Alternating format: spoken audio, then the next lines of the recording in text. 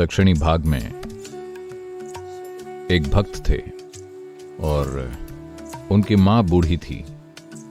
वो काशी जाकर विश्वनाथ की गोद में मरना चाहती थीं, या कहें कि शिव की गोद में मरना चाहती थीं। उन्होंने अपने जीवन में कभी कुछ नहीं मांगा था।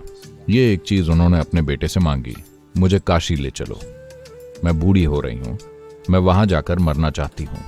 तो वो आदमी अपनी बूढ़ी मां को लेकर चलने लगा।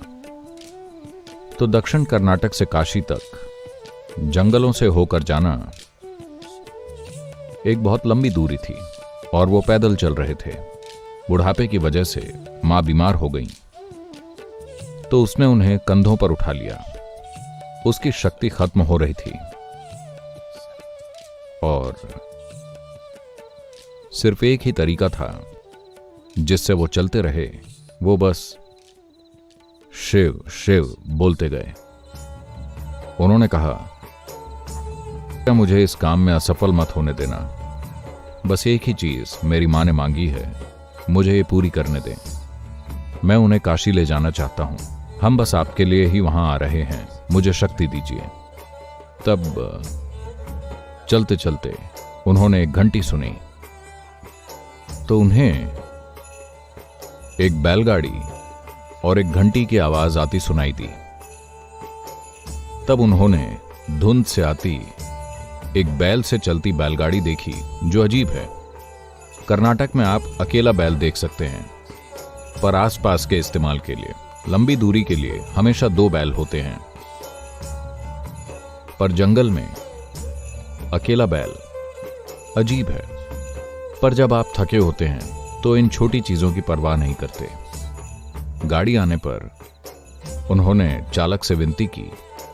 वो उनका चेहरा नहीं देख सके, धुंध थी और वो खुद को ढके हुए थे। मेरी मां बीमार हैं, क्या हम आपकी गाड़ी में सवारी कर सकते हैं? वैसे भी ये खाली ही है।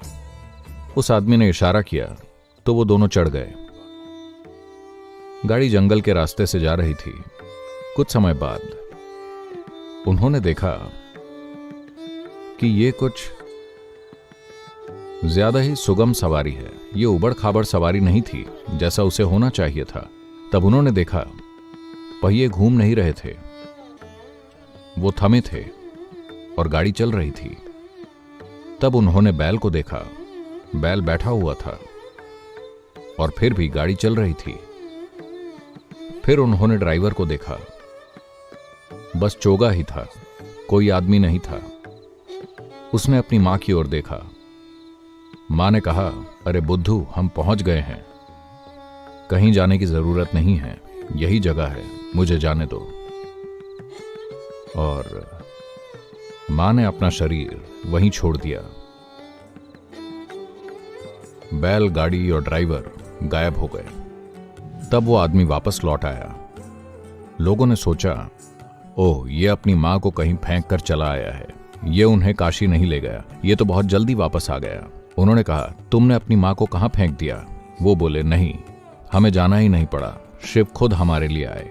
उन्होंने कहा, बकवास। वो बोले, आप क्या सोचते हैं, इससे फर्क नहीं पड़ता, वो हमारे लिए आए और बस मेरा जीवन रोशन हो उठा है। मैं अपने भीतर ये जानता हूं, आपको नहीं पता तो आप जाने। तब उन्होंने कहा, ठीक है, तो हमें कुछ दिखाओ,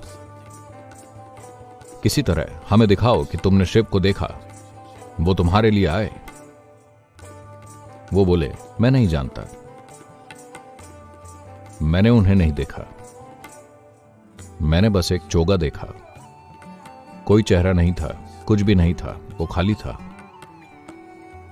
वो बस ऐसे ही बैठे थे।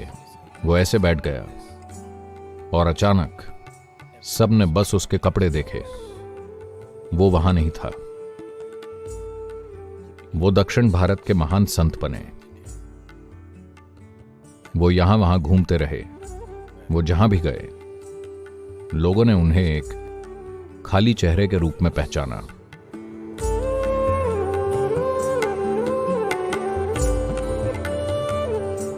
Devotion essentially means you have found a way to dissolve yourself.